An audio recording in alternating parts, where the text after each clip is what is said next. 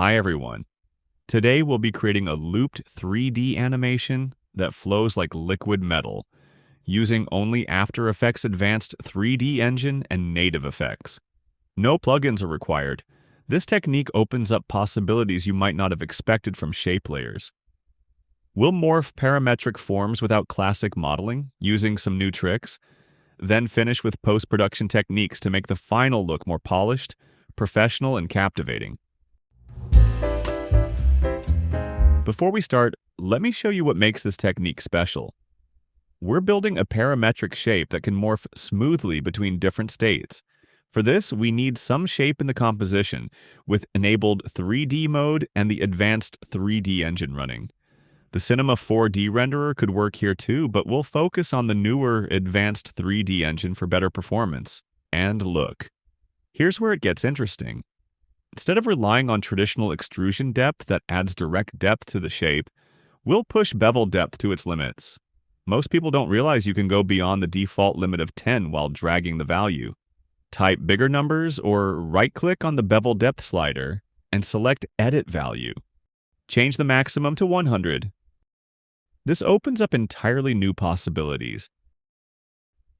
When we combine extreme bevel values with extremely small shape sizes, we trigger a mathematical transformation, where the bevel radius exceeds the shape's core geometry. This creates unexpected organic forms where the beveled edges become the primary volume rather than edge detail.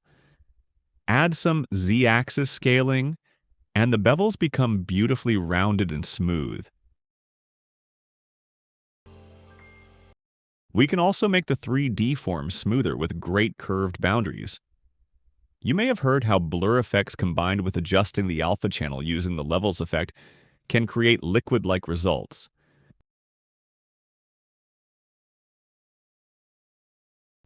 We have a shape-based version that works with 3D models.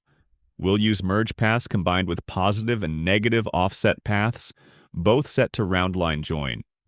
Without round line type, it's visually do nothing, but with it ensures tangent continuity at path intersections, eliminating sharp corners that would break the liquid illusion. This creates that flowing liquid appearance while maintaining full 3D compatibility. You can use any base shapes, but they must be unified with merge paths first. The offset paths modifier requires a single, continuous path to calculate proper distance fields. The values for both offset paths should be identical but opposite in sign, creating a controlled effect. For parametric control, we'll use expressions to maintain this mathematical relationship automatically. Now let's bring all these techniques together to create a 3D form morphing animation. Let's start with our composition settings. Create a new composition at 1000 by 1000 pixels. We're going with 12 frames per second for 4 seconds. This lower frame rate gives our animation a stylized look. The small resolution helps with performance too, which works perfectly for social media posts. Here's the key part. In the 3D Renderer tab, select Advanced 3D Engine. This engine is resource intensive, which is why we're using smaller dimensions. The results are worth it though. The 3D engines in After Effects transform how we work with shapes. You can create forms that would typically require 3D software right here in After Effects. Double-click the rectangle tool to create a rectangle that fills the composition. It's automatically centered for us. Change the size to 155 by 77 pixels. This gives us our base element. For such symmetry as in the reference, we will use not just a single shape, but a combination of multiple shapes with the help of a repeater modifier. Now let's add a repeater modifier. Set copies to 6. Unfold the transform group. To achieve the correct circular positioning, reset the position to 0 so it works properly. We need to calculate the correct rotation to make a perfect circle. But we have a better option. Make it automatic using expressions. Hold the Alt key and press the stopwatch button to open the expression editor. Set the rotation to this expression, 360 division. Then use the pick whip tool to link to the copies property. Now change the shape position to 0, -325 to see the result. This automatically distributes our shapes evenly in a circle, regardless of how many copies we use. Be careful here, the shape should be located exactly in the center of the composition and in the shape layer itself. If you skip the first steps and just draw the shape off center, the result could be incorrect. If it doesn't look like my example, go back to the start and try again. Now group everything together. Select the shape group and the repeater group. Press Ctrl G to group them. This could break the expression because the copies property now has another nested path structure. So you might need to adjust the path reference to maintain proper functionality. Add a Merge Paths modifier at the same level as our group. Set the mode to merge. This unites all our shapes into one solid form that we can deform together as a single object. Now comes the liquid magic. Add an Offset Paths modifier, then duplicate it. Set both to use round line join. On the second offset paths, add this expression to the amount property. Type -sign to make it negative, and then link to the first offset paths amount. Set the first offset paths amount to 244. Watch what happens. We get that flowing organic liquid effect that works perfectly in 3D space. Add a twist modifier. This will create beautiful spiral transformations as we animate, adding that dynamic movement we're looking for. Enable 3D mode for our shape layer. In geometry options, set bevel style to convex and bevel depth to 100. Leave extrusion depth at 0, we're faking thickness with bevel alone. Scale the layer to 20, 20, 50 to stretch the form. The final form will be much bigger, so we can simply scale it down. Before rotate it, we need to change the anchor point to the center of the 3D shape. It is already in the middle of XY axis. We need a small adjustment on Z axis. Change the Z axis anchor point to 100. Great, now we can rotate it. Add a Y rotation of -36 degrees. Set the shape fill color to white. This will create a perfect match with the reflective metallic material and contrast environment. For materials, we want that metallic feel. Set cast shadows and accept shadows to on for proper light interaction. Keep accepts lights enabled to receive environment illumination. Change specular shininess to 100% to create a very shiny mirror-like surface with minimal roughness. Set metal to 100% to control how much the surface alters the color of reflected light. With such values, the ambient, diffuse, and specular intensity do almost nothing noticeable, so we can keep them at default values.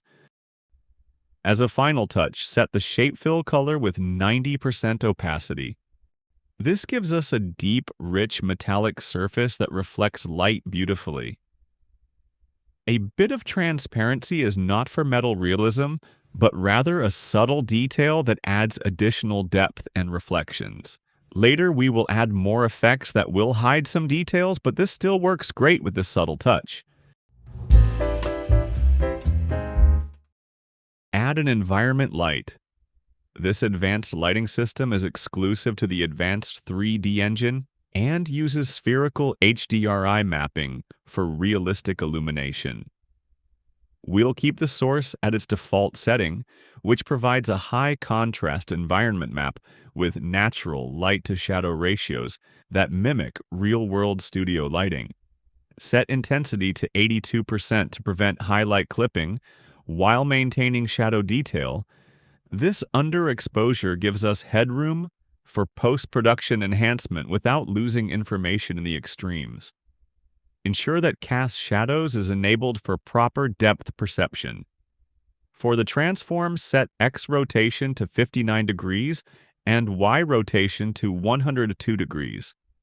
This angle beautifully highlights our curved details without making any area too bright or too dark. Depending on camera angle and model rotation, it could be different. Make sure to disable Draft 3D mode so we can see the shadows properly. The shadows are crucial for that realistic three-dimensional appearance. In advanced 3D render options, set render quality to 20 for better performance while maintaining good visual quality. The casting box size can be set to 750, with the center at such values depending on your composition size and model position. This virtual box ensures that our shadows render correctly without being cut off at the edges.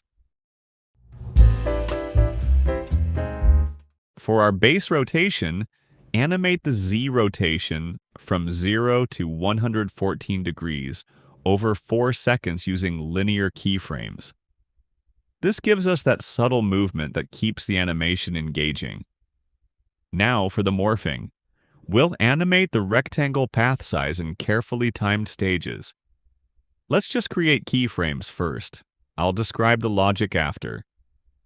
Start at 155 on frame 0. Let's place the first keyframe here. Increase the size to 1110 on frame 7. Then to 3095 on frame 22. It's around 1 second move changes. The exact current frame you can find here under the timer. Hold that until frame 31. We can just duplicate the keyframe.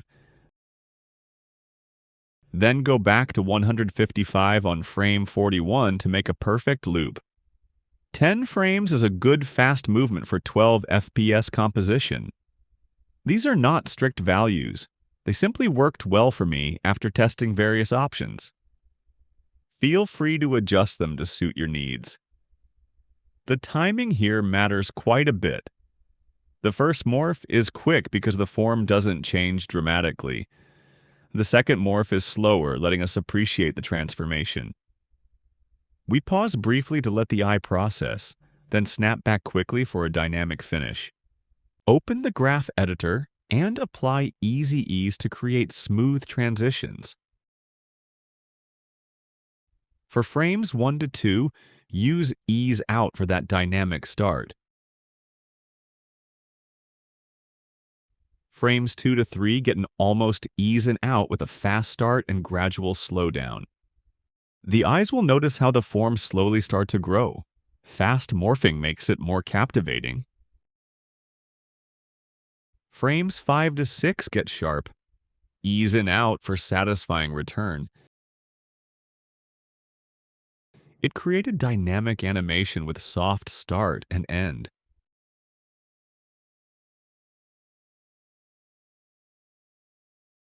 Animate the twist amount starting a few frames after the size animation begins. Go from 0 on frame 9 to 166 on frame 24. Hold until frame 32, then back to 0 on frame 43. Starting the twist later lets us see the straight form grow first, then watch it spiral into that mesmerizing twisted shape. Use the same easing approach for consistency throughout the animation. Apply Easy Ease as a foundation, then try moving the speed handles to make the speed peaks closer to each other for the two selected properties. This will help fix possible jitter in the animation and make the overall feeling smoother. Take patience. Easing adjustments always need attention to detail and lots of fine-tuning, so the viewer can feel your love in these details.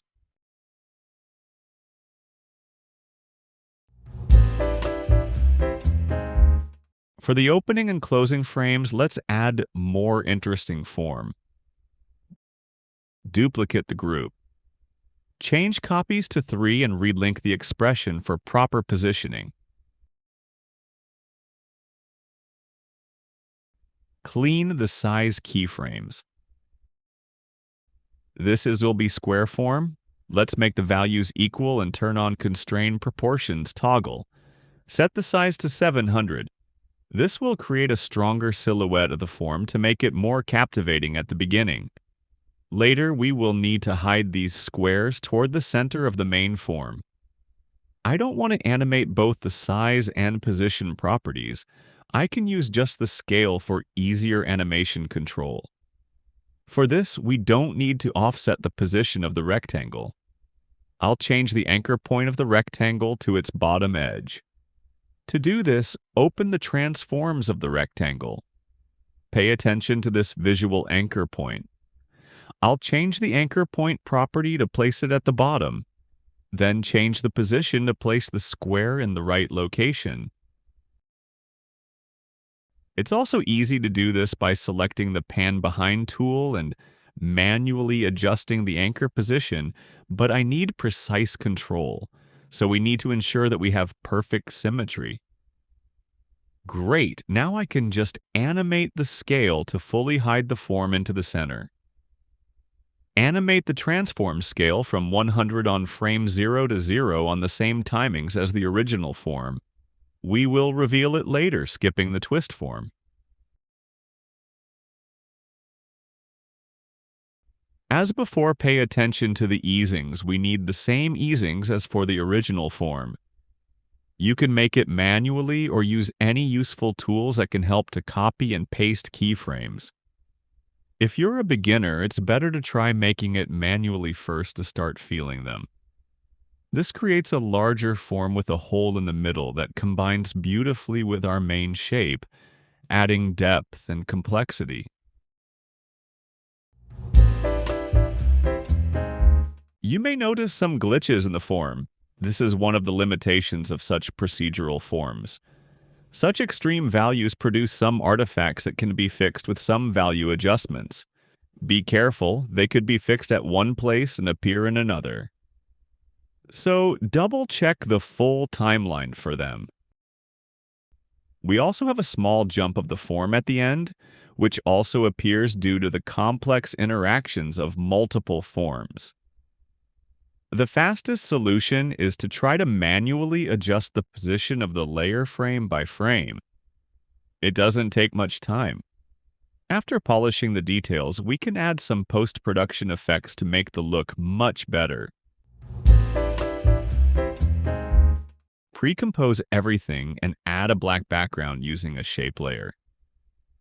Double-click the rectangle tool again to create a composition-sized background, then change the color to black.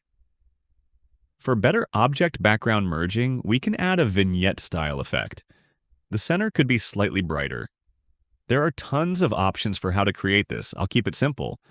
Create a new shape layer with white color that's masked with a circle shape.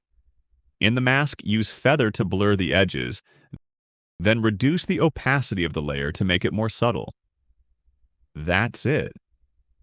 Now let's add an adjustment layer with CC Cross Blur. Set radius X to 0 and radius Y to 46 with transfer mode set to blend. This creates those beautiful, smooth boundaries and richer gradients around the edges. It's not about realism, but for styling experiments. Add another adjustment layer with Lumetri Color, a great base color correction and color grading tool. Set temperature to -26 to counterbalance warm highlights and create cooler midtones. Under light, set exposure to 0.8 for balanced brightness. Contrast to 15 to define edges more clearly. Highlights to 85 to boost the bright areas for more realistic touch. Shadows to -49 to deepen blacks while maintaining shadow information. And whites to 29 to slightly increase the brightness. Keep blacks at 0 to maintain natural shadow depth. This combination creates better contrast range for this model. Depend on your model material and environment. You can adjust these values better. Choose the SL Bleach HDR look from the Creative section with intensity at 60. This cinematic preset adds subtle color characteristics that enhance the scene while maintaining the cool palette. In the color wheels, warm the highlights slightly toward red. This selective color shift creates visual depth by adding warm-cool contrast between bright reflections and the cooler midtones, following classic color theory principles. Finally, add the add grain effect for richer texture and slight fixing the noisy shadows with a low resolution. Set viewing mode to final output to see exact render results, and use the Kodak Vision 250D preset for its finer grain structure that won't compete with our metallic details. Enable monochromatic undercolor to prevent color artifacts that could interfere with our carefully balanced palette, and set blending mode to film under application. This mode applies grain differently to shadows and highlights. Darker areas receive more pronounced texture while bright reflections stay cleaner, mimicking natural film stock behavior. As a bonus note, if the model animation is ready, I usually create a proxy file for the composition. It's a video file that's attached to the composition using native functionality. Since 3D rendering can be resource-consuming, it will radically reduce render time, so the effect styling will work much faster. If you want more details about this workflow, leave a comment on the video. There you have it. A mesmerizing liquid metal animation created entirely with native After Effects tools. The advanced 3D engine combined with creative shape techniques opens up possibilities that blur the line between 2D and 3D work.